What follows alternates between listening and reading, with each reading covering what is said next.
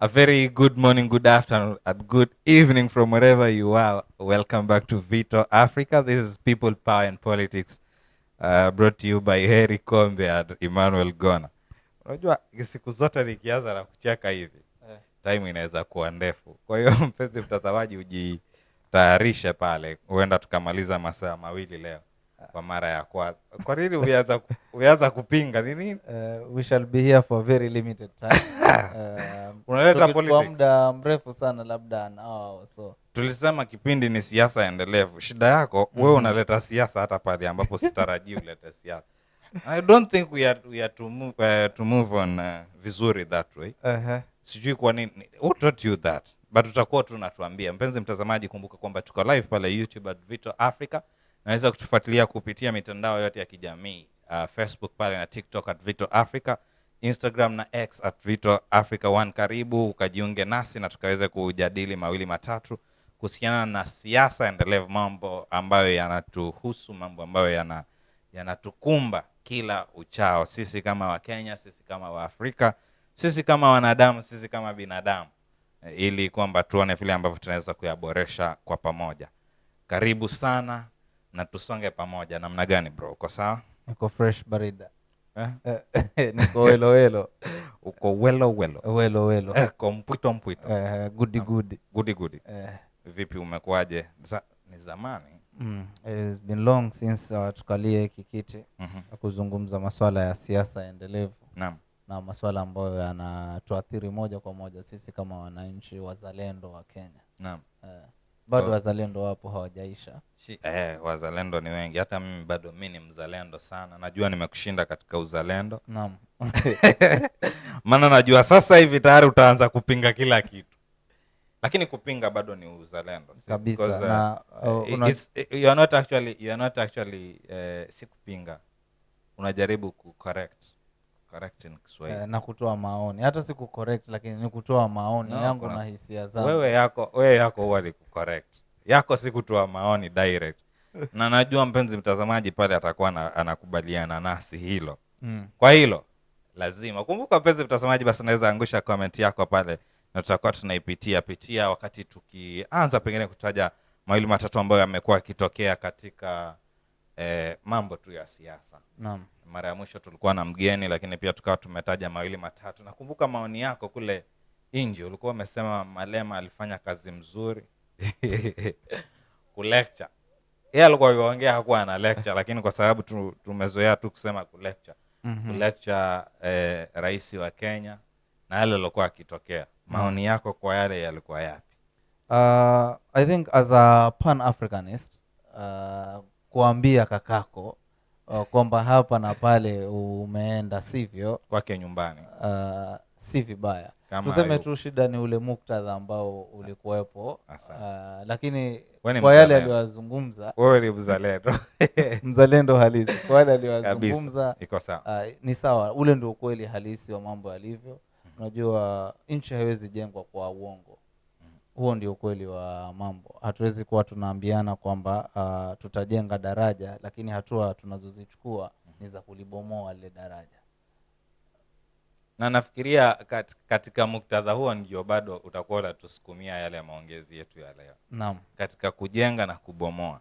Because most of the time kila mtu ana perspective yake. Especially when we look at the common mwananchi. Mimi na wewe hapa nje. Naam. We have a totally a different perspective tukilinganisha na wale ambao pengine wamefanya economics, wale ambao wako katika hiyo field haswa. Leo hii ukisikia mtu kama Moses Kuria akiongea, atakwambia kwamba we are moving in the right direction. Leo hii ukimsikia mtu kama David Ndii, kidogo squeeze sijamuelewa vizuri, but wapo tu wale ambao wakiketi hivi watakwambia direction tunasonga vizuri. Na kuna wale wengi ambao ni wananchi ambao wao taswira yao ni moja tu, ambao pia najua hapo wewe ndio utakuwa unatuongoza kwayo, mkondo wa wananchi unasemaje. Lakini pia tukirudi tu pale kwa Malema alisikia pale, nafikiri ni Rigijindo alikuwa amerespond pale. Akasema, na wale wengine kidogo walikuwa wamesema sijui apokonywe nini, vitu vingi tu ambavyo vilikuwa vimeongelewa kwamba si sahihi pengine yeye kuleta maneno kama yale, ambao I will agree with them to some extent that I feel like, na tumekuwa last week pia nilitumia huo mfano kwamba mimi ukija kwangu na hili nakupatia wewe na yule mtazamaji ambaye ana mpango wa kunitembelea, ile siku utanitembelea ukute jamii yangu, bro nisikize vizuri na kusikiliza vizuri, ile siku utanitembelea ukute jamii yangu, alafu waambiwe ametoka sasa hivi lakini amesema yuaja, usianze pale ukaanza hiyo ni kunichongoa bro. Sasa lakini huyo jamaa bana, jamaa mambo yake ni magumu huyo. Sasa unaniongea vibaya kwangu. Hiyo kaongea ukiwa kwako, ukaongea ukiwa huko streets, hiyo ni sawa. Nitakuwa nakusengenya na nitakuwa sikupendi. Unaongea nitasikia hata huko, lakini unakuja ongea kwangu bana, unataka hata watu wangu wanione mimi ni mnyonge. So hiyo mimi bado, lakini si hata bado wanaona tu kwamba wewe ni mnyonge.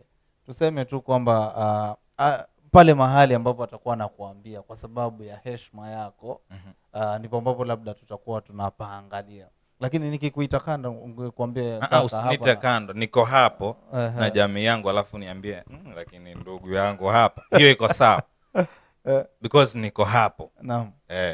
Sasa pale ndio mimi nitajipanga vile nitakavyo react. Nikioverreact jamii yangu itajua basi tena amegusiwa ukweli. Lakini nisiwe niko kando alafu sasa wewe ndio napasha hilo mimi labda nitasema nilipenda vile ambavyo rais alireact. Nadhani kufikia sahi hajalizungumzia, na ile ni kulinda hadhi yake.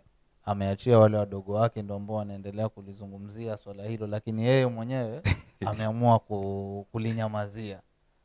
Lakini anajua mwenyewe ukweli uko wapi. Now do you think that's healthy kwake kunyamazia? As a president and running the country, you don't have to react to everything that is said, especially publicly. But you can take steps to mitigate whatever challenge is there. Mzalendo umetuhangaisha leo kabla hata hatujafika mbali.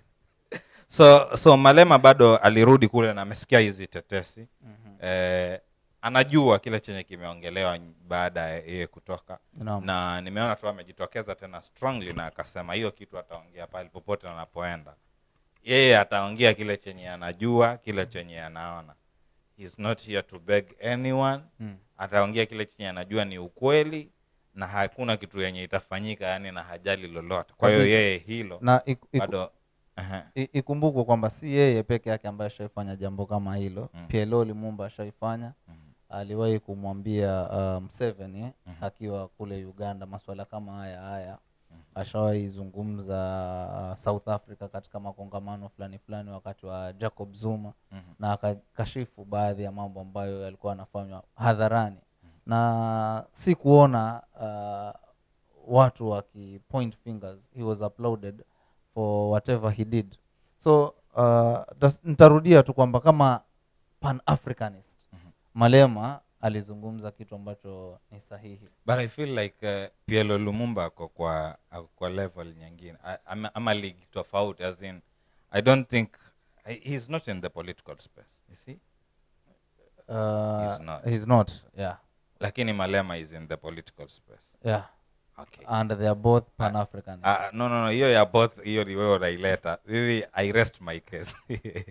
You've mentioned Uganda, which is a very good move. Naam. Kuna jamaa pale anaitwa Bobby Wine. Naam. Unamfahamu vizuri. Anaitwa ni Kagulani au ni nani? Au majina mengine achana nayo, lakini hiyo naijua. Huyo jamaa unamjua vizuri. Ni mwanasiasa sasa kule. Naam, anaongoza upinzani upande ule. Sasa kumekuwa na information pale kwamba ameweza kufungiwa. Kuna tetesi za kwamba ile wanaitwaje wale security personnel wameweza kutumwa kwake pale, na zile guarding zile za kawaida zimeanza kufanyika tena. Na hisi kama kura zimekaribia upande ule, sasa ni kama ashaanza kufanyiwa ile maneno. Nakumbuka zamani zile nilikuwa nikifuatilia kila move na ndugu yangu pale Solomon Wisdom pale. Na tukawa tunashangaa jamaa hata akisema yuaenda kanisani anaandamwa, anaambiwa omba mwanzo, omba Mungu wako. Si Mungu mnasema Mungu yuko popote, omba kwako nyumbani. So anajaribu matrix pale, akitoka nje kidogo hivi anashtukia amezingirwa na magari ya maafisa wa usalama pale. So jambo hilo ni kama limeanza kujiregelea tena, na sioni kama ni kuzuri vile upande ule. Naam. Na sijui kama kumekuwa na shida gani East Africa haswa, kwa sababu tukijaribu kuangalia pia hata Tanzania, Naam, kumekuwa pia na issues kama hizo. Na tumeona kidogo wale ambao wamejiweka katika upande wa upinzani. Naam. Wakati mwingi wote wanajipata katika hali ambazo ni tetanishi, wanaweza kubaniwa huku na kule, na si jambo la kufurahisha, kwa sababu wakati mwingi tunajaribu kuongea na tunadhania kwamba tuko katika masuala ya demokrasia, lakini nahisi kama demokrasia yetu kama East Africa ama Afrika, naona tuko na definition yetu tofauti kabisa, lakini haizuru kwa sababu ndio maisha, na wakati mwingi tunasema wananchi waendelee kujipanga.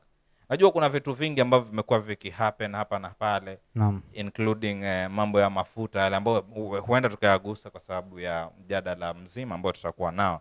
Lakini niruhusu tu niweze kupitia angalau comments 2 hapa, alafu tutakuwa tunajitosa pale tujaribu kuongelea yale maswala 2 matatu kwa ufupi sana, kama ulivyotangulia kuambia mpenzi mtazamaji. Pale naona kwa comment section pale Sir J amesema niko njaa hata siwezi karanga.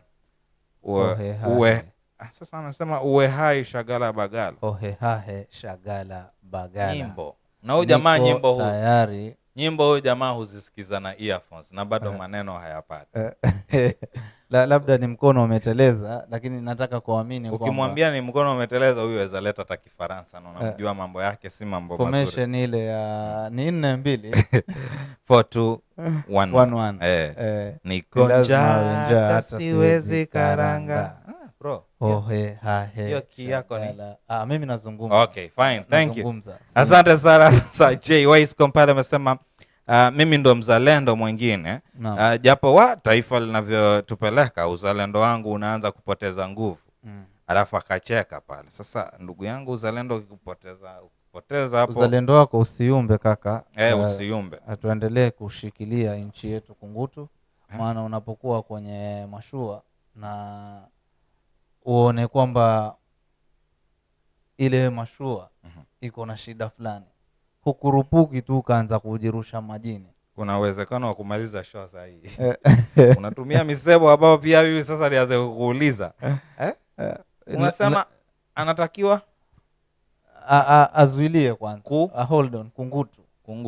Yani ashikilie kabisa tight. Hold on tight. It's just the beginning, it's not the end.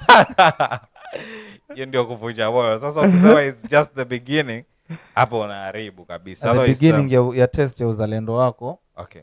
Na jinsi unajua uzalendo haupimwi tu kwamba mtu unakaa unasema mimi ni mzalendo. What are you doing about it? Na hatuambii watu waende wakaandamane, but even educating a friend, kwa sababu utaangalia kwamba most of the problems ambazo we are in kwa sababu ya masuala ya corruption na nini. Tutafikia hapa. Sawa. Rosidi pale anasema hello Vito, niko ndani, karibu sana. Sir J pale karudi, ni uwe hai ama ni hohe. Huyu nimekwambia hakuwa amekosea. Huyu alimaanisha chenye aliandika. Maana ni kama headphones zangu zinaiba chenye nataka kusikia. Uwe hai shagala bagala. Kwa hiyo lakini sawa, bado maana ni hiyo moja. Maana ukiwa njaa hata kama huwezi karanga utakuwa hai shagala bagala tu. Maana iko sawa tu pale. Maana ni hiyo. Mwalimu wake wa Kiswahili alimfanyia haki kabisa. Kabla tuingie kwa mada yetu hii, naam, tutaje pia kwamba kuna ile summit ya vijana pale ambao inaendelea katika ukumbi wa Bomas kuanzia leo hadi siku ya Ijumaa, inaitwa YouLead Summit 2023. Naam. Na bado theme ya ile sasa ni kuhakikisha kwamba vijana katika bara Afrika. Waweze kuja kwa pamoja na kuhakikisha wanafanya Afrika ama wanaifanya hii Afrika iwe vile ambavyo wanaitaka kabisa. Yes, the Africa that we want. So that's the main theme. Ya kwamba we do everything possible as young people to make sure that we have the Africa that we desire, the Africa that we want.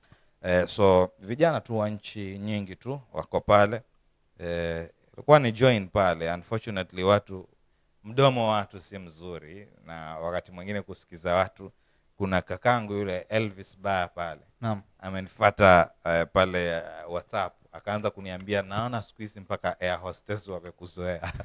Sasa kwa misemo kama ile nikaamua tu niketi nitulie, nitizame tu nikiwa huko Vito Africa, niangalie vile mambo yanavyosonga, kwa sababu sasa unajua si tetesi mzuri zile. Anaweza anza kutangaza mambo mengine huku, alafu mimi msimamo wangu unaeleweka, itakuwa kidogo ameniharibia. Maya hostess wanafanya nini? Ati wamenizoea huko. So I think bado hiyo pia ni kitu mzuri ambayo inaweza kufanyika.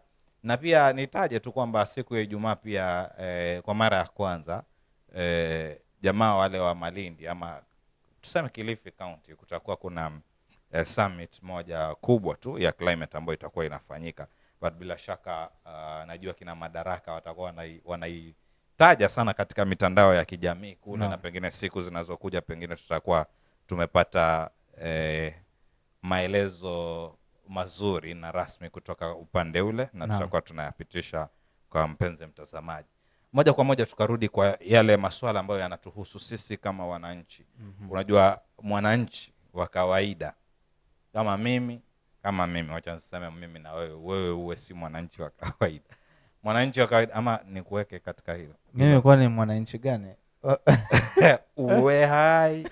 So sisi wananchi wa kawaida kuna kitu ambacho tumezoeleshwa ama tumelazimishwa kuzoea, kwamba baada ya miaka 5 tunapotumia silaha ile ya kura kuenda kupiga kura, basi bila shaka tunaweza kujitengenezea angalau miaka ile mengine 5.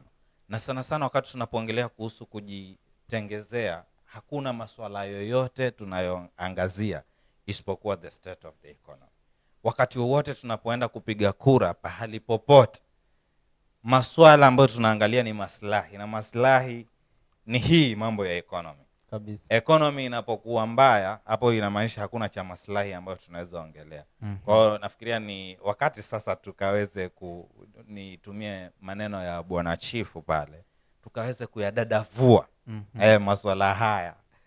Sasa najua mzalendo sasa ambaye tuko naye ndani ya studio hapa, bila shaka atakuwa anaongelea upande ule tu wa mwananchi wa kawaida. Atakuwa ananiwakilisha mimi, wakati mimi nikimuelezea mpenzi mtazamaji pale na mzalendo hapa kwamba maisha sasa, the economy is now stabilizing.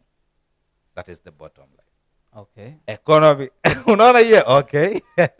Don't attack me. Okay, so the economy currently in a stabilize. That's the bottom line. On paper. Bro.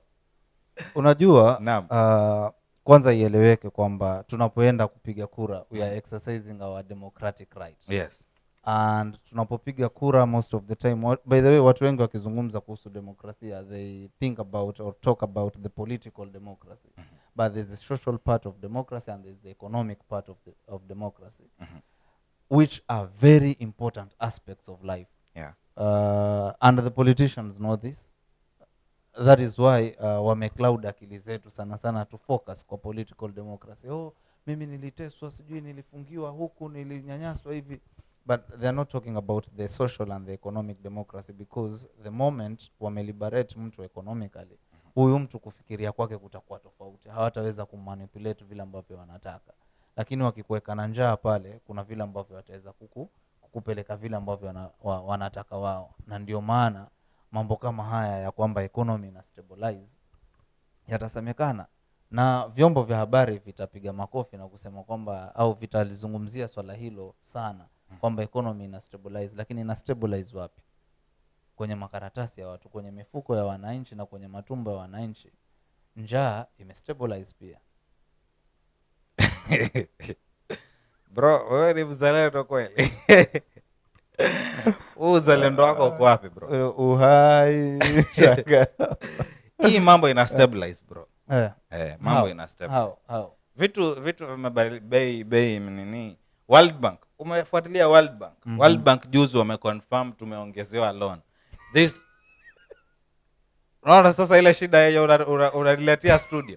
Bro, loan tuongelee tu hii ya kawaida. mimi ngoja acha pressure. Acha pressure ama tufunge kipindi sasa. Naam.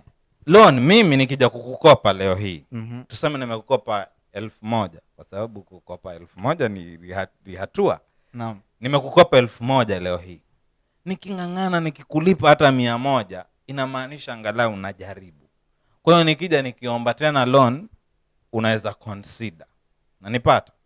Ama hata yaweza kuwa sijakulipa lakini kuna vile ukiniangalia unaona kidogo pengine nabadilisha kiatu pale, nakula angalau mara 3 kwa siku.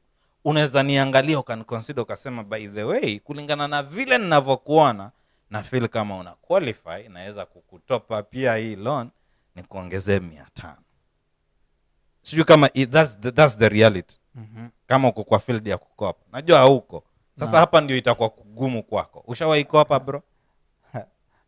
Uhai. Shagana nitakosaje kukopa? Ukarudi pale kwenye umekopa ukaongeza kalon kidogo. Hata saa hii hao ambao wananikopesha wakiniona isipokuwa Safaricom. By the way Safaricom kuna moyo sana. Wananitoroka.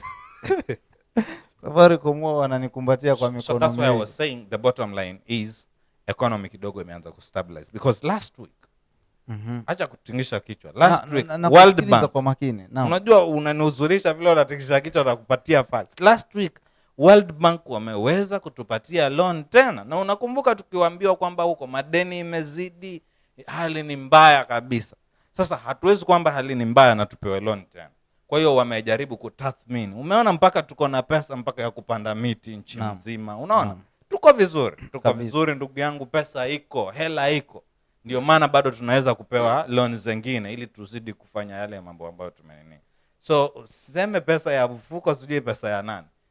Economy ina stabilize. Walisema ukitaka kumlabata usimchunguze anachokila. Wewe kula tu. Lakini vile ambavyo umesema kwamba tutaidadavua hii mada kwa maneno ya bwana chief. Acha tuidadavue. Hawa jamaa wanatukopesha. Na mimi nakwambia wale ambao wananikopesha wananitoroka. Hawa jamaa wanatudai. Na lile deni letu siku zote linafanya nini? Linaongezeka. Je, tushawahi kaa chini tukajiuliza wanatukopesha kwa mikataba gani? Wametegea wapi? Tunalipana vipi? Tushawahi kaa chini tukaulizana maswali kama hayo. Kwa sababu kuna uwezekano tukawa tunadhania kwamba kwa wao kutukopesha ndio sisi tuna stabilize economy yetu. Kumbe sisi tukawa tunatumika kustabilize economy yao. Okay, kulingana na zile facts ambazo ziko. Naam. Whenever you are seeing wale jamaa wakikuja na kuongea na watu wetu vizuri, they normally come with a lot of conditions. So whether they are giving you a loan or they are giving you a grant, there must be conditions. So normally what happens is if the World Bank is to give you a loan, first of all they need to state they are giving you the harsh conditions zenye most of us will not ever see them ama hata kuzisikia. So it's a matter of wao wakija wakikwambia sasa business tutakupatia loan, but you will only do business with this and this and this. So whether zile business zitakuwa mbaya ama hazitakuwa mbaya, hiyo ndio the irreducible minimum zenye ukisign, that's where you'll end up getting now, the loan. Stop there. Na Wakenya sahihi wamekwambia kidogo tu. Wamekwambia ukiangalia ile crime, bora tu pesa ni kubwa kushinda ile crime, go for it. Lakini ni crime gani hiyo ambayo lakini acha tusifike hapo. Tulizane hapa sasa. Hawa ambao utafanya business nao ni kina nani? Are they Kenyans? They are not. Sasa unajua hii pesa ikishafanywa business faida inaenda wapi? So ni economy ya kina nani ambayo inakuwa stabilized? Economy yetu imestabilize. Economy yetu haijastabilize kama mimi sina pesa mfukoni. Okay. Economy yetu haiwezi kuwa stabilize kama bado tunalala njaa wa Kenya. Economy yetu haiwezi kuwa stable kama bado bei za mafuta ziko juu. Bidhaa muhimu bei za mafuta zinashuka au zitashuka au zimeshuka. Tumeweka mikakati. Tumeweka mikakati zinashuka bro. Ukizingatia kwamba ule wakati mwingine mwezi uliopita, so tunajua zile dates za kupanda. Sasa hii tarehe 14 ilipita, zilipanda? Jibu tu. Ndio. Unataka niseme no? Hapana, bibi nataka tu hilo jibu. Hazikupanda. Asante sana. Na Mheshimiwa Rais amesema tunahakikisha tumeweka mikakati kabambe Naam. kwamba mwezi unaokuja zitashuka. Kwa hiyo kama sasa hazijapanda na zitashuka, then we are on the right track. Hizi bei za mafuta. Naam. Kwanza tusizungumze kuhusu bei za mafuta. Nataka tuje hapo baadaye. Tuzungumze kuhusu hii hali ya uchumi hasa. Naam. Maoni yangu na vile navyohisi na Wakenya wenzangu pia mnaweza mkarusha comments zenu kwenye comment section. Una insight watazamaji. Nimeambia waandike maoni yao, wanaona vipi uchumi. Uchumi umekuwa mgumu, pesa haipatikani. Naam. Na umaskini unazidi kuongezeka kila uchao. Inaitwa nini, ufisadi unazidi kuongezeka kila uchao. Hii mikopo tunayopewa ambayo rais anapiga matripo hapa na pale akisign madili na serikali ile, yote inazidishia umaskini kwetu. Na si umaskini wa leo tu, ni umaskini wa vizazi vitakavyokuja mbeleni pia. So hata hizo serikali nyingine ambazo tutakuja zipiga kura, they will have a hard time. Wewe unaona kama miaka mingapi ndo kunaweza badilika? At this rate tutabadilikia mbinguni. Lakini tukibadilisha mienendo yetu haitachukua muda, mambo yatabadilika. Nitaje tu mfano, kwa mfano hizi nchi ambazo ziko hapa Afrika kama kina Niger, by the way Niger na the other country ambayo tulikuwa Burkina Faso, saa hizi na rate kwamba mambo yamebadilika baada ya wao kukataa ile misaada na mikopo especially from the West.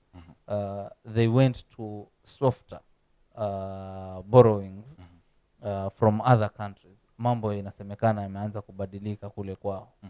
Ni vile tu haitasemekana kwamba ule utawala ni wa kidemokrasia kwa sababu hawakupigiwa kura, but there's the economic aspect of it. Ile economic part kwamba mwananchi wa kawaida pale chini anafanya nini, anapata maisha ambayo yako afueni. Nitapeana mfano mwingine. Rais ambaye hakuwahi pendwa kabisa na wengi walikuwa wanamtamu kama dictator, Robert Mugabe, simply because he was not very close to the West, though he was somewhat close with the UK. And even though it was very expensive for you to buy a bread in Zimbabwe, which is not the staple food, but the media will make it look like it's the staple food of the people because people can't afford ile staple food ya watu, na zile basic commodities watu walikuwa wanaweza kuzipata kwa urahisi. Bro, bei ya unga imeshuka kwa sababu tuko na mahindi yetu tumepanda. Mimi hata sijui unga ni shilingi ngapi, naenda kununua unga nifanye nini? Asante nimepanda kwa hali zile ambazo unanionyesha kwa sura. Shukran. Mpenzi mtazamaji, bila shaka basi utakuwa unatuangushia comments zako pale na utakuwa unatueleza, je, unahisi kama pengine ni tuongelee about the stability of the economy. Unahisi ni kipi haswa tunatakiwa kukiangalia? Je, is it the agricultural sector, is it the employment rates, ama vitu kama hivyo? Utakuwa tunatutajia pale na bila shaka tutakuwa tunapitia comments zako ili kwamba tuweze kuyaangalia na kuyazingatia na kuyaangazia kwa uwazi zaidi, ili mambo yazidi kuwa mambo mazuri zaidi. Kumbuka kwamba tuko hapa kwa kuleta vipindi hivi ili kuweza kuboresha jamii zetu kwa ujumla, na uniruhusu pia nikaweze kupitia comments zile ambazo tayari zimeweza kushuka pale. Sajay pale alikuwa amerudi pale akasema Elvis Baya ni kama alisema ukweli lakini hajaongea vizuri. Watu ambao hawa nitawablock. Sajay pale akarudi akasema Uganda MPs have decided to cost Kenya $1 million it has been earning from handling Uganda's petroleum and related products per year. It will be tough, guys. Okay, pia tutakuwa tunalitaja hili na ndio maana nimesema tujaribu kuangalia zile factors ambazo tunaweza sema kama economy ya Kenya imekuwa vibaya mpaka nchi jirani inatutoroka. Hapana, inategemea kwa nini wanaenda. Wanaenda tuna tax kila kitu. Inategemea ni nini wameangalia. After all waende, wao wenyewe hawana hata bahari. Uganda still landlocked. Hiyo tutakuwa tuna lose foreign kwa unasema unajua Uganda sasa hii jamaa opposition wale jamaa wanafungiwa na majeshi waende. Lakini tutakuwa tunaliangalia hilo. Asante sana kwa changizo hizo. Sajai pia akarudi pale akasema sasa ile pesa itapitia Tanzania yetu, we are saying to stabilize economy. See, we are saying the economy is very stable, very stable.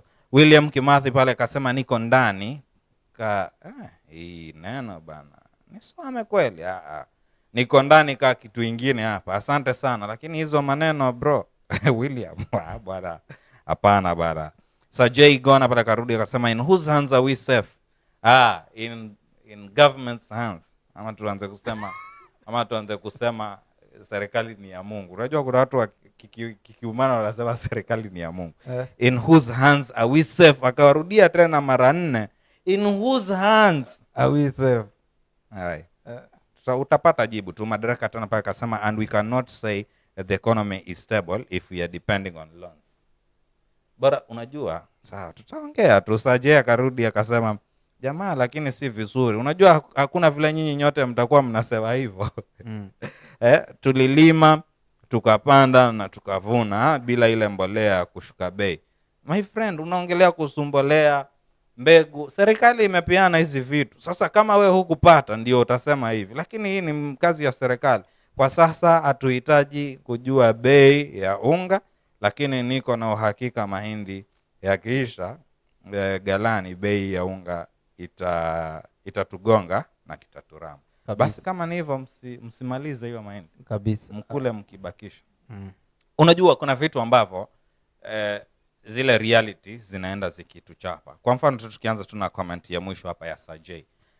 The sad part is sahi tunaongelea kuhusu tulipata mahindi, but sasa ukiangalia sasa kulingana na serikali ile mahindi ambao umepanda, as long as umepanda, ni kama sasa ukiwa kwenu kwa babako halafu wewe ununue gari. Unajua babako anasemaje? Kwamba hilo gari na huyo mtoto vyote ni utaki kunimalizia bro leo uko na ubaya na kusikiliza kwa wewe ndio unajua mimi niko na gari. Babako yeye anasema anaambiwa hana gari, lakini anasema unaona huyo mtoto mwenye gari ni wangu mimi. Kwa hiyo kama gari ni lake na mimi ni wangu, wewe unafikiria vipi? Naam. Hiyo gari na huyo mtoto ni vyangu. That's what the parents say. So sahihi tukiangalia kuhusu economy tuseme tu vibaya kwamba mahindi ni yetu sisi wenyewe, mbolea hatukuchukua but as long as uko katika serikali ya Kenya, serikali inajua hivi vitu vimefanyika under their government. That's what happens. Just the same thing sahihi vile tunapojua sahihi. Mtazamaji ameweka hiyo audio, ameweka yuko kando ama anaangalia sisi tutakujua. Are you talking about the Kenyan government or any other government? Any other government. The Kenyan government, anything that happens. Airport ya JKIA ilipokuwa ina leak. Ili leak under serikali ya Uhuru au serikali ya nani? That one also is a fact ambao tunaweza itaja. Our Kenyan government is only responsible for the good things that happen. The same thing that including rains, but it is not even responsible for misleading Kenyans that and this came from the highest office by the way, hakutakuwa na El Nino rains na sahiki na turama. He said heavy rains. Let us not misquote. The president alisema kwamba hakutakuwa na El Nino. That one I heard. But we are going to experience heavy rains, not just rains but heavy rains, my friend. As long as wewe ni Mkenya, umetaja kwamba kukinyesha mvua JKIA, watasema kwamba si wao, ni serikali iliyopita. Ndio hivyo watasema, bado watasema, that means bado iko katika and it's happening under their watch. Sentence endelevu. Nini maovu endelevu. Okay, the issue is the same thing. Mzazi vile nimetumia tu mzazi, wacha nitumie tu ule mzazi kwamba mtoto anapokuwa na nini mbovu kule nje, baba obvious atasema huyo mtoto na nilimwambia mamake. So bado iko hapo. So these are things ambazo ziko tu, ni sisi pengine wakati mwingi hatutaki kuziangalia katika zile angles zenye ziko. What am I saying? Sitetei serikali, but as long as vitu vina happen under this government, lazima serikali itachukua kila kitu under hicho. Of course hakuna mtu mwenye anaweza taka kitu iharibike na aseme sawa ni mimi, and that's why I think most of the time hizo vitu zingine they keep on blaming the previous regime. Ambapo pia it's something about we need to mention, because as long as we are talking of the economy right now, the government of the day has been blaming Uhuru Kenyatta every now and then. Yesterday tumeamka tu tukapata sasa kina Moses Kuria and the rest of the people in the government are blaming president na vitu vingi, kama last week ukinyesha kule airport nini hilo ndio lisemekana hilo. Mimi niliona picha, mimi sikunyeshewa hapo, lakini niliona picha. Lakini walisema kwamba ni serikali ya Uhuru Kenyatta, ambao pia ni swali ambalo tunatakiwa kujiuliza wakati haya yanafanyika, because the reason as to why nimesema as long as kitu unaona sahi shule ziki perform vizuri, so unajua vile mambo huwa yanafanyika.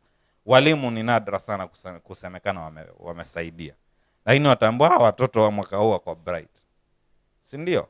Wakianguka ni mwalimu hakufanya kazi, unaona. So hizi stories za blame games ziko, but we need to look at sasa cases. Kwa mfano sasa we are talking of the economy ya sahi, hiyo status yenye iko, do we put a blame on the previous regime, in this case Uhuru Kenyatta, because these guys have been mentioning kwamba Uhuru Kenyatta has been doing this. The same thing right now tumeona Uganda wamekata kabisa hiyo kitu, hizo deal zote zimekatwa. And that's why we are talking of, because hapa the issue is the stability of the economy. The stability of the economy. And the reason as to why pale kwenye nilianzia kwa sababu that's what they are saying. The government is talking about that thing. Jana rais alikuwa amesema, kuna mmoja alikuja akaahidi kazi, yeye anapanda ndege aende akafuatilia hizo kazi, ambazo ingekuwa mimi ningepiga simu nafuta waya, wewe vipi, wewe ulisema kazi iko vipi, lakini yeye ameenda kule. Is that thing helping us in stabilizing the government? And that's why nilikuwa nasema hapa, mpenzi mtazamaji pale hawezi akatuangushia zile sababu ambazo kama ziko, na vile vipengele muhimu ambavyo tunaweza viangalia sisi kama wananchi tuweze kusema kwamba endapo hiki kitakuwa kiko kiasi hiki, basi tunaweza fanya hivi. Nirudi tena sasa kwa upande wa serikali kwamba kama sasa mmekubali kwamba tuko na mahindi, then we are stabilizing, because the agricultural sector is one ambazo zinatakiwa kuangaliwa katika consider the economy of unless you are new in Jerusalem. What will happen is haya mahindi yatakuwa hooded na bei zitapanda, na utasikia watu wakiambiana msihood mahindi, but yatafichwa mahali. Si tumesema kwamba mahindi tuko nayo? Ndio hiyo nazungumzia kuhusu yale ya no tuongelee kuhusu haya yetu tuko nayo, tutayatumia. Mvua iendelee kunyesha, tutapanda. Vile hii mvua hii inaharibu, El Nino inakuja kwa si El Nino bro, hii heavy rains bro, hizo zinakuja kwa kiasi ambacho sirika letu kupanda inakuwa balaa. But again talking about the economy. Economy yetu iko vibaya. Let us look at the factors which are affecting economy. Kabisa. Yes. Number one is production. We are not producing anything in Kenya. We are more of consumers. Most of the products ambazo zinakuwa produced hapa au zinasemekana kwamba zinakuwa produced hapa zinakuwa owned na multilateral companies, the likes of kina Coca-Cola and the likes. Na kwa Mkenya yoyote kuproduce kitu chochote inakuwa vigumu. Sheria ni nyingi, taxes ni nyingi, hivi kwamba hata yule mama mboga kufanya kazi inakuwa ni challenge kwake. Kitu ambacho labda tungekiangazia kidogo kikatusaidia ni kama issues na utalii, lakini tumeona zile taxes ambazo zimekuwa imposed. So that's another factor. That's another factor. Yeah, tourism. Watalii, na by the way sahihi kidogo kulikuwa kuna dalili ya kwamba kumefunguka kwa sababu kulikuwa na smooth transition of power, so we could at least say we were politically stable. But then zile sheria ambazo ziliambatanishwa na au zililetwa na huu utawala huu, this regime, the Kenya Kwanza regime, they were punitive to the tourists. Na wengi wameamua kwenda kwa destinations tofauti ikiwa ni Zanzibar, Tanzania na nchi kama hizo. Corruption is another factor. Cartels hawaishi, wako kila mahali. Sijui kama hizi ni mbili tofauti tumezichanganya. Mbona unatumia bold hapo kwa corruption? Because ni donda sugu ambalo by the way linatuathiri, kwa sababu I'm just trying to imagine this. Wakati wa utawala wa Rais Uhuru alitaja kiwango fulani cha pesa, sikumbuki 2 billion zinapotea per day. So try to imagine of a leader ambaye ataingia mamlakani na amue kwamba yeye anaua corruption once and for all. That will mean we would be saving 2 billions na pesa ambazo najua kuzitaja tu kwa mdomo, 2 billion per day. In a week that is 14 billion. In a month tutasave ngapi? Hizi pesa zote zinapotea kwa sababu ya corruption. Na ili economy run ni lazima sasa kutafutwa njia nyingine ya economy kurun. Njia nyingine ya economy kurun ni gani? Taxes. Sasa sisi ndo tunaumizwa. Tuliambiwa bottom up ndio hii sasa bottom up. Taxes toeni ziende huko juu. Sijui kama zinaenda kuliwa vizuri. And that is why by the way ukianza introduction yako ulikuwa unasema David Ndii ni kama haeleweki. The guy should be frustrated and should be quiet because ukimwangalia David Ndii ni mtu ambaye anakuja na ma ideas na anapenda aya implement vile alivyo moja kwa moja, ayaone kwamba yame actualize. And the bottom up model is not a bad model, it is a very good economic model. However, the people ambao wako in power hawana ile goodwill ya kuona kwamba hiyo model ime come through. So allow me to go back to where I was. Corruption and the cartels ambao wako Kenya wanatuumiza. Corruption inatuumiza. Hatuwezi kudevelop mradi ambao labda ungechukua pesa kadhaa kidogo tu. Unabidi uchukue pesa nyingi. Na hii yote inazunguka hapa kwa the political class and inanufaisha hata the geopolitics mazee, kina IMF na watu kama hao. And that is why wanapeana hayo madili na hiyo mikopo, na hawaogopi because they know kwamba sisi tutaendelea kubenefit hapa na pale na pale. Wanajua vile ambavyo wao wenyewe watakula huu mzunguko unavyoendelea hivyo na masuala ya corruption. So ni kitu ambacho kama wananchi kinaathiri uchumi wetu. Leo hii Sajeni wamecomment akazungumza kuhusu bunge la Uganda kukatisha kwamba mafuta yao yatapitia Kenya. Ukiangalia sababu kuu, corruption na cartels. In fact they were very categorical. Cartels wa mafuta ya Kenya wanafanya bei kule Uganda inakuwa nini? Inakuwa juu. So they'd rather wapitishe through Tanzania yaende kwao, bei itakuwa chini. So that is to say hata hii bei yetu ya mafuta ambayo tuko nayo na kwamba inakuwa hiked from time to time, it's not natural, it is man made, or rather should we say it is cartel made. It is curtailed by watu tofauti ambao wana benefit. Ni juzi tu tulikuwa tuna vyombo vya habari vimemwangazia huyu mwanamke anaitwa ni Anjeri with the 17 billion, a form 1 dropout with 17 billion taxpayers money. Ndio hiyo imeenda tu hivyo, iende kaagize mafuta yaletwe. Yani ni masuala ya corruption tu mengi ambayo yanaturegesha nyuma. So for our economy to stabilize, kuna vitu ambavyo tunaona kwamba vishughulikiwe kwanza. Kuna sectors ambazo zinahitaji kuonekana kwamba zimeshughulikiwa, na si isemekane kwamba economy imestabilize eti on paper hivi sijui imerise by 2.4. No way.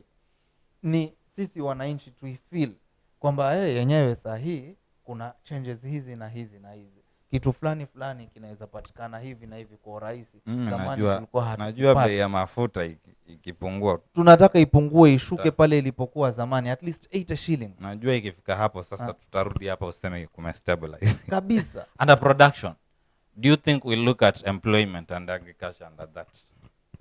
Moja kwa moja zina affect hiyo. Kwa sababu si kitambo sana, ni juzi tu wakulima wa mijani chai walikuwa wanalalamikia wamefutwa kazi. And by the way hizo kampuni hazijali. Ni kampuni kutoka Ulaya zinapanda mijani chai huku, watu wetu wanaajiriwa pale. Lakini hawa jamaa wakapiga mahesabu wakaona tunatumia pesa nyingi, so acha tulete mashini. Wakabeba machines kutoka kwao zikaja huku, wakaachisha kazi watu wote. they don't care. What they care is how much profit are they going to make. Wakaachisha wakazi watu wote, wakaweka mashine. Watu ambao walibakishwa pale wawili watatu. So very many people lost their jobs. Wakaenda hivyo. So because we are not producing anything, hatuwezi pata kazi. In fact, mbali na hiyo, hata wale foreign investors ambao wangekuja wa invest hapa, na zile taxes vile ambazo ziko, carteling hapa na pale, corruption kila mahali, they've been scared, wanaenda mahali kwingine. So employment or unemployment ina rise. The rate at which people wanakuwa employed iko chini sana, hivi kwamba hata hapa tukaulizana, ni watu wangapi ambao unawajua walikuwa kazini sahi hawako kazini? Amerita. Talking about now agriculture, I understand and I know that our dear viewer here is also sharing their insights pale kwa YouTube, but just before we get into that agriculture, because I feel like wakati tukiongelea production you are more of the economic part too, but the industrial part, but what about the agriculture part? The agricultural sector, most of the people or the farmers are small scale. Kina sisi ambao tunapanda for just self sustenance. We are not doing it on a large scale. Wale ambao wanaifanya on a large scale ni wanaifanya the industrial part pia. They have their own people. Now who dictates the prices? Is the government that dictates the price. So wajua, it's funny I have a product, but ni wewe ndio unaniambia vile utakavyonunua hii product yangu. Like hao wakulima wa mahindi and the like, is the government ndio ambayo ina dictate kwamba tutanunua kwa hii na hii na hii na hii. Wao wanaangalia zile factors ambazo wameweka, ambazo kuna uwezekano sifa or rather the inputs ambazo wameweka, kama vile ulivyosema kwamba walidistribute mbegu na fertilizers. Umesema vile ambavyo wewe umesema kwamba tukianza ukumbuka ulizewa wewe ni mzalendo halisi. Kwa hiyo wewe si mzalendo tu, ni mzalendo halisi. Ulisikia hilo? Lipi? La mbegu na mbolea. Walisema, lakini sikuliona. Ulisikia? Na pia waliuziwa registered farmers. Kwa hiyo sasa registration ilikuwa inafanywa kwa machief bro. Registration ilikuwa inafanywa kwa machief. Achana na hii ndogo hii ambayo inakuja hivi mnapewa pakti moja. We are talking about registered, wale ambao wako na Sajay hapa amecomment kwa sababu yeye hii mahindi pengine alikosa kwa sababu hiyo siku aliamua asiende kuchukua. Aliregister hizo. Allow me to go through the comments, alafu tukirudi tutakuwa tunamalizia kwa kutaja angalau mambo mawili matatu ambayo tunaweza kuyafanya pengine mimi na wewe, ama tunaweza shauri pengine hapa na pale serikali iweze kufuatilia japo kwa kifupi tu, tuone kama pengine endapo hilo likifanyika basi tutakuwa tunapata mwelekeo mzuri zaidi. Pale Sajay pale alirudi akasema wengi hatukupata hizo mbolea na mbegu. Unaona venye tu nilikuwa nahisi tu. Kwa hiyo issue huyu ni hasira kwamba alikosa. Lakini sahihi pia nimesikia hata serikali za gatuzi hizi zimeweza kutaja kwamba kuna mbegu, na pia ni jambo la kuhuzunisha kwamba nimeona kwa mitandao tayari watu wakisema na mbegu ziko, lakini serikali imezizuia mpaka wakati wa inaitwa ni kiangazi. Wakati wa kiangazi ni upi? Wajua kali. Wakasema wakati wa kiangazi ndio watatokea wazipeane. Hilo nimeliona pia, ambalo pia nafikiria tutakuwa tunaligusia wakati tunapopeana japo mapendekezo yale ambayo tunahisi yanaweza fanyika. Akarudi pia akasema lakini ili apande hilo gari atachangia mafuta. Naongelea kuhusu ile ya baba na mwana. A government of blame game wanna blame former government for the rains now. That's too unfortunate. The Kenyan economy is at a standstill.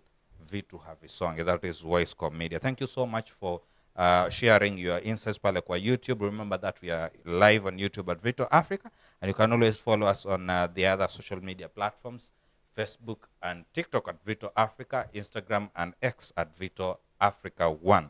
Na mtukienda kumalizia kwa sababu naona pia muda sio wetu huu umeweza kukimbia sana. Yameweza kutajwa. Unajua mambo ni mengi. Unajua wakati mwingi tunapoongelea kuhusu economy na vile tu ambavyo unaileta na vile ambavyo pia naweza kuielewa ni kwamba ili tutaje economy na iweze kuwa ni kitu ambacho kinaeleweka kwa kila mwananchi, basi bila shaka ni kitu ambacho anaweza kukifeel mwananchi mwenyewe moja kwa moja, si kitu ambacho atasimuliwa, si kitu ambacho pengine ataona kwa maruninga, ni kitu ambacho yeye mwenyewe atahisi. Akihisi na akiconfess yeye kama mwananchi, basi bila shaka tunaweza sema kwamba uchumi pale utakuwa umeimarika. So pengine tutakuwa tunataja kidogo, kwa sababu mambo ambayo yanafanyika ni mengi tu, na mengi ni yale ambayo tumeweza kuyataja kwa ufupi zaidi, kwamba ni mambo ya kuvunja moyo ambayo yanafanyika. Umetaja hapa mambo ya corruption ambayo kila uchao. Juzi tu tumesikia kwamba jimbo la Kilifi pale, gavana alokuwa mamlakani, kuna takriban bilioni 140 ambazo zinatakiwa zielezewe ni wapi zilienda na vitu kama hivyo, ambavyo ni vitu ambavyo vinatakiwa vingekuwa vimegusia angalau vimeimarisha pahali pamoja katika maisha ya mwananchi wa jimbo la Kilifi ama mwananchi wa Kenya kwa jumla, na ni vitu ambavyo vimekuwa tu vikifuatiliwa. Kuna Sajay pia amerudi pale akataja hii blame games. Tumetaja mvua, kuna wakati fulani tuliona serikali ikiomba kwamba wanaomba mvua ije. Sasa mvua imekuja, tumeambiwa tena serikali iliyopita haikufanya vizuri pale kwa zile airport zetu. Kwa hiyo mambo ni yale ambayo bado inarudi pale pale. Tukiangalia mambo haya ya Uganda, pengine kukatisha ama kusitisha zile deals ambazo tumekuwa tukifanya kama nchi, bado ni serikali hiyo hiyo ambayo nahisi kama wanaweza kuwa na uwezo thabiti tu wa kuhakikisha kwamba jambo kama hilo halifanyiki. Lakini sasa limefanyika. Je, ni yapi ambayo tunaweza sema kwamba yanatakiwa yafanyike? In this case it should be done at the most urgency, because currently mambo ambayo tunaambiwa na mambo ambayo tunayaona bila shaka ni mambo mawili tofauti. Na pia nitaje tu kwa kuaccept ile ya kwamba mambo hayajakuwa vizuri. Na tukisikiza hata Moses Kuria wakati wa mwisho pale akiwa katika mahojiano alikuwa ametaja kwamba indeed we are moving in the right direction. However, his concern, the main concern is that as much as we feel like vitu vinaweza kufanyika, but there is a big problem in the unemployment issue, that if at all whatever hii ambayo inasemekana ambayo inajaribu kutekelezwa, endapo tunaweza kuzalisha nafasi nyingi za ajira, basi haya mambo yote yanaweza kuweza kubadilika. Hilo ni jambo ambalo Moses Kuria pale alikuwa akiliongelea sometimes back. So tukirudi kwako, pengine kujaribu sasa kumalizia katika mwelekeo, je, ni lipi ambalo tunahisi kama wananchi wenyewe wanaweza fanya, serikali za gatuzi na serikali kuu, endapo wataweza kusikia angalau, basi linaweza saidia katika njia moja ama nyingine? Shukran. I feel like the first thing ambayo serikali inaweza jaribu kufanya ni kupunguza corruption. Punguza ama kuacha?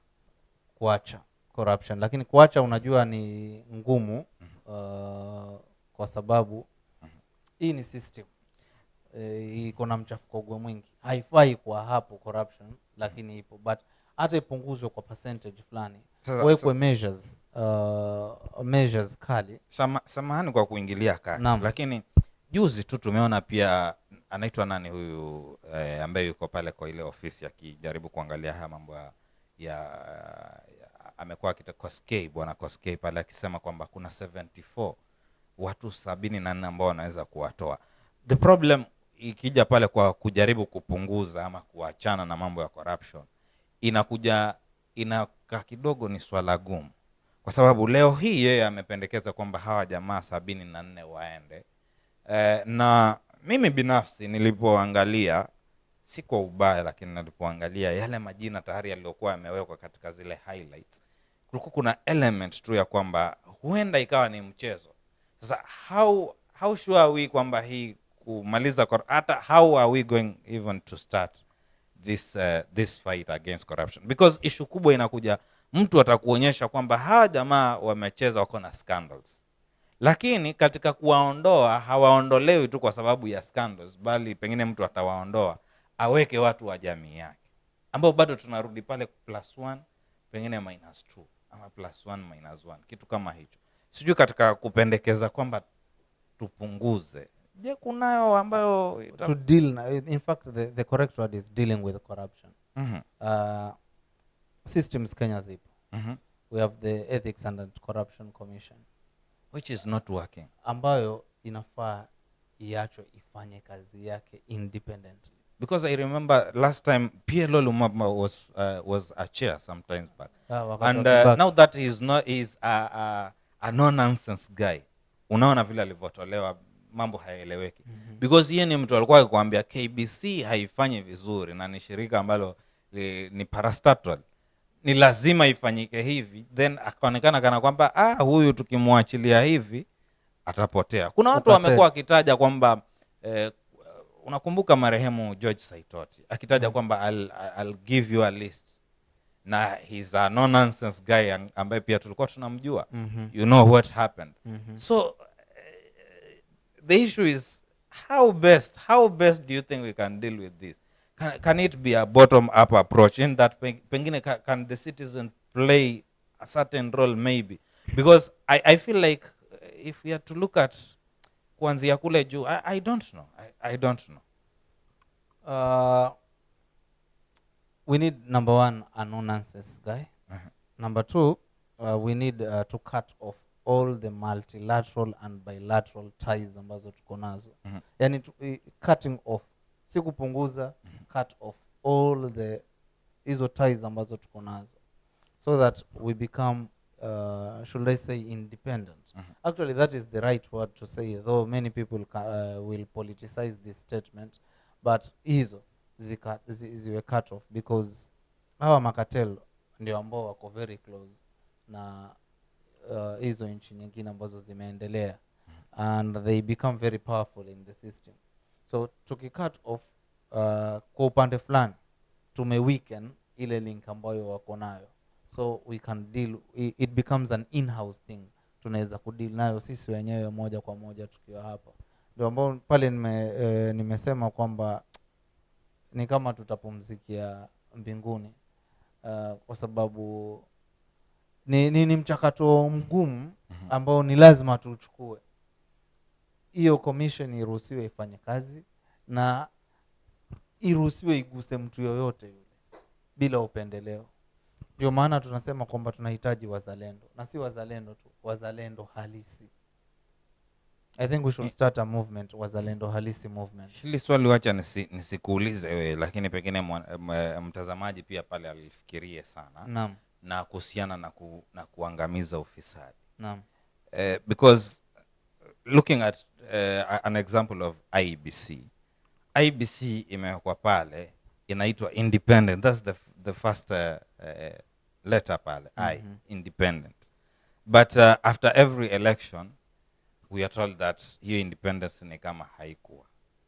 So now looking at having a commission which will be very serious to deal with people, na hii commission imewekwa na watu who have their own interests.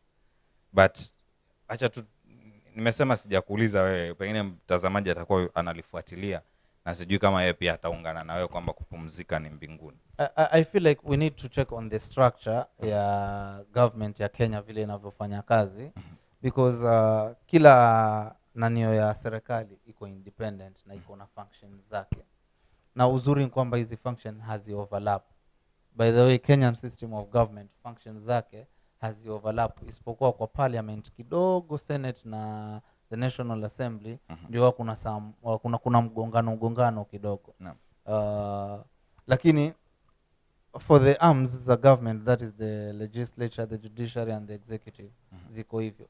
Zile commission zote ambazo zimetengezwa pia ziko hivyo, ziko independent. But how independent? Most recently I am coming now. Ngoja. The problem before is pale, because umetaja the three arms kwa mfano. Na tumeona the judicial arm hiyo. Judiciary. Bado tumekuwa sasa kuna cases zinaenda, ukifuatilia mwisho wa siku unasikia kwamba lakini tunajua itatokea hivyo. Tunajua matokeo vile atakavyokuwa. Naam. This independence we are talking about, is it just on paper ama ni independence yenye tunajua this Someone does not want to utilize their powers. You'll agree with me that there was one CJ Maraga ambaye ali overturn election, and even the incumbent alishtuka wakati huo kwa sababu hakutarajia.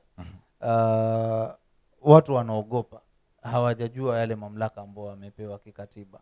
And all this becomes or is caused by the history behind Kenya. Watu wakitaka kuwa wakweli na wawazi na wazungumzie pale, tumetangulia kusema kwamba country haiendelei kwa uongo. A country is not built on lies. Wawe wawazi na wazungumze ule ukweli ambao upo.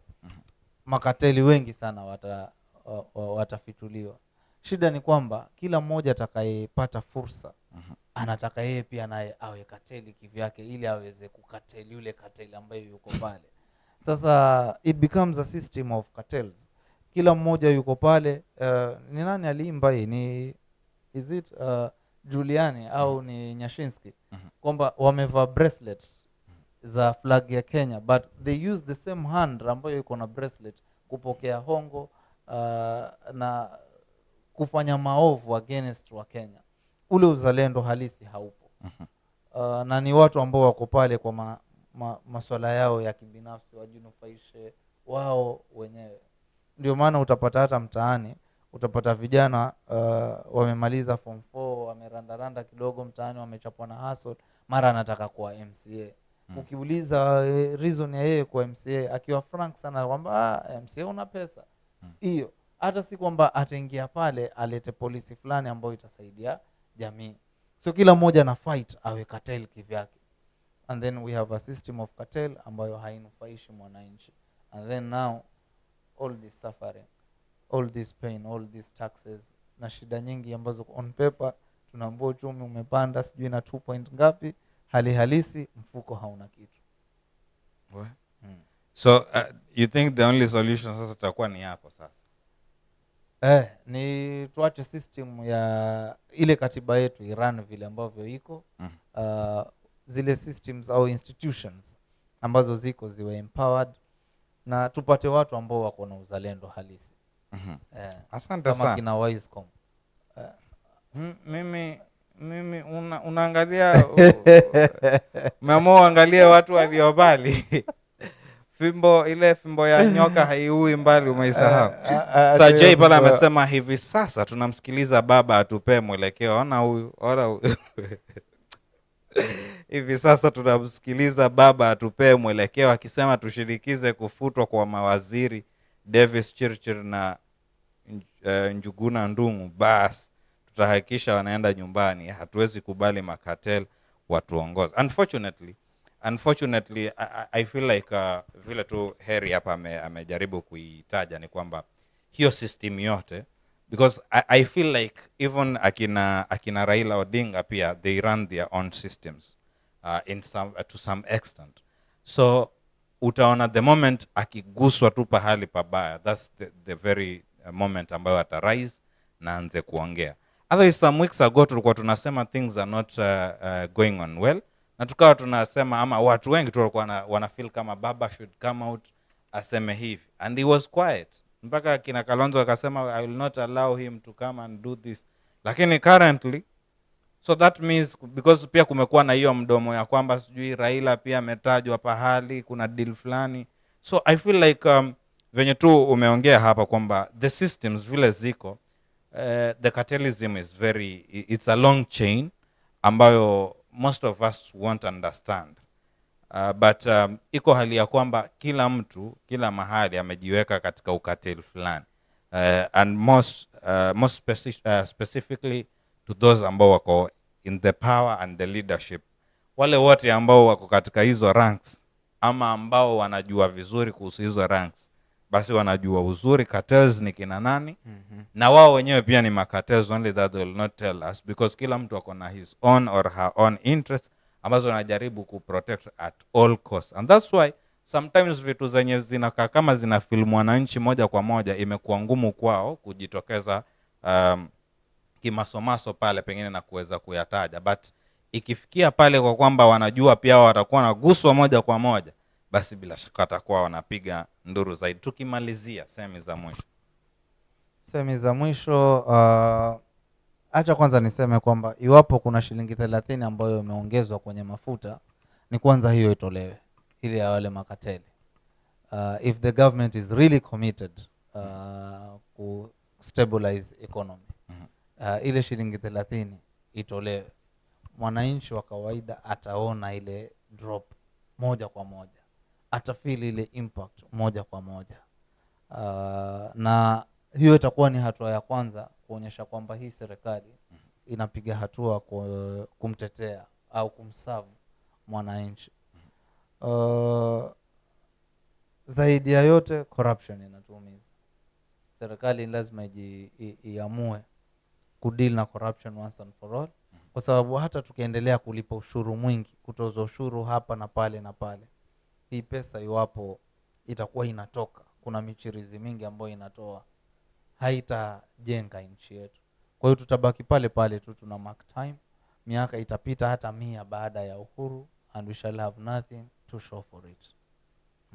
Thank you so much. Thank you so much.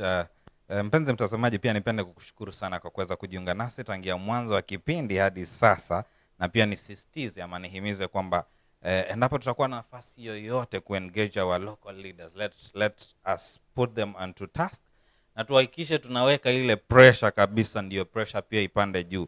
We've said that cartelism inaanza pale chini, so let us try and as much as possible to fight that monster, na bila shaka tutakuwa tunaishi vizuri katika vizazi hivi na vizazi vinavyokuja. Hadi wiki inayokuja tukutane.